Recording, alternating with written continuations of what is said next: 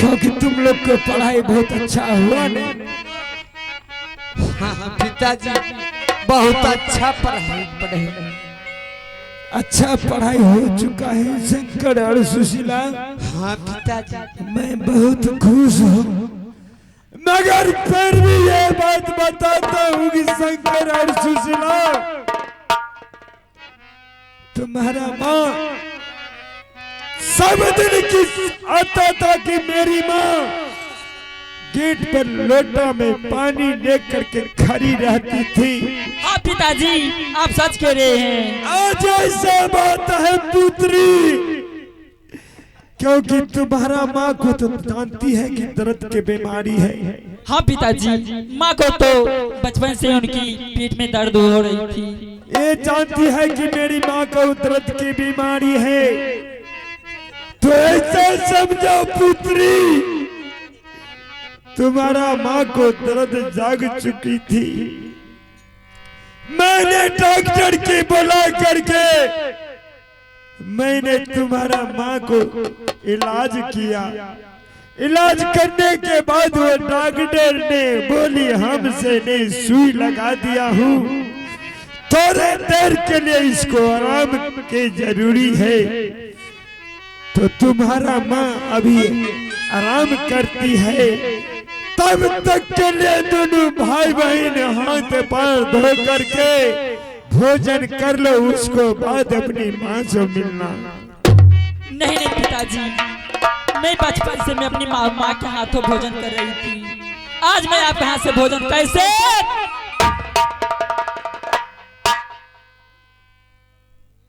पिताजी शंकर नहीं पिताजी, शंकर कुमार, पिताजी मैं सच कहते हैं कि तुम्हारा माँ अभी दर्द को मारे हुए बेचैन है, उसको सुई लगवाया हूँ डॉक्टर से। वो बोली है कि थोड़े देर के बाद उसको उठाना, तब तक के लिए दोनों भाई बहन भोजन कर लो, उसको बाद अपनी माँ से मिलना। सोबती न देखिया पिताजी, क्यों नहीं शंकर कुमार? खुशियाँ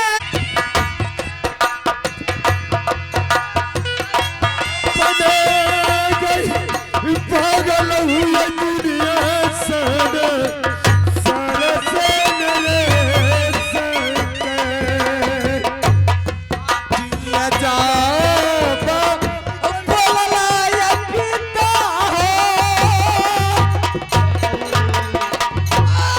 बोलिया तुमको बोलिया न पिताजी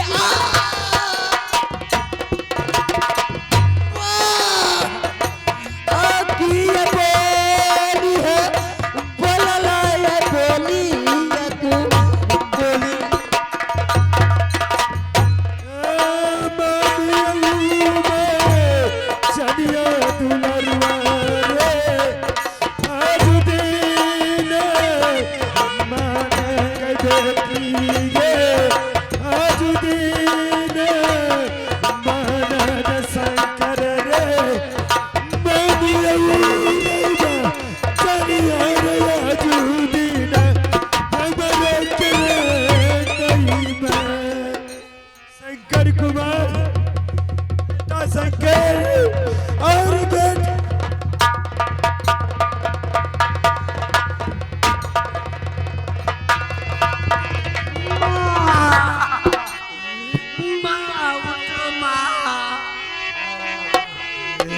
आके करा पर छोरी के मैया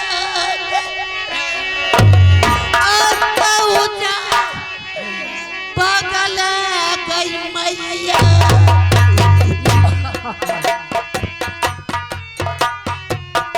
आके करा जैसा रन माया जेला गैया के गैया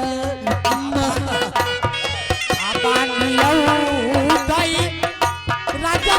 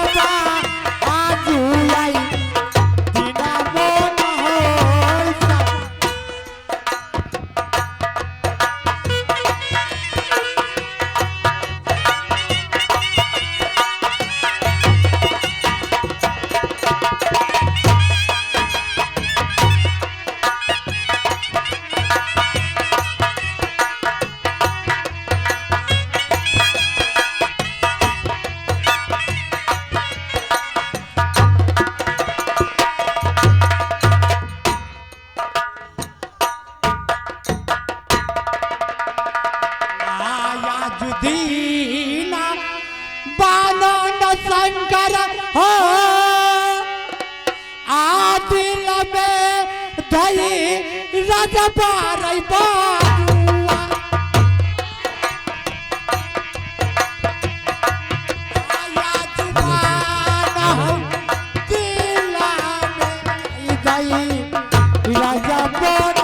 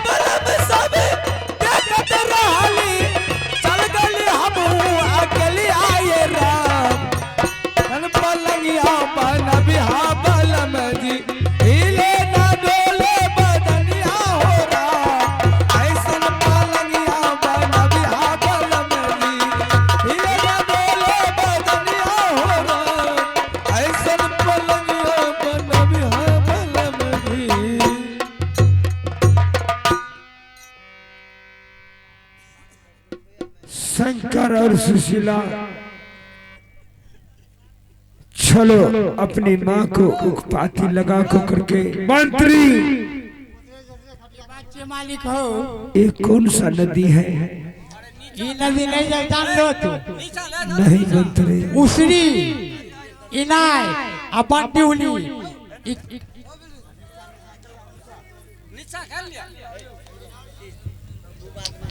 ई जे कहै छै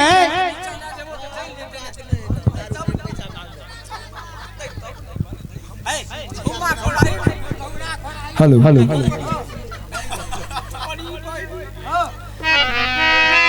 भबरवा के तोहरा संग जा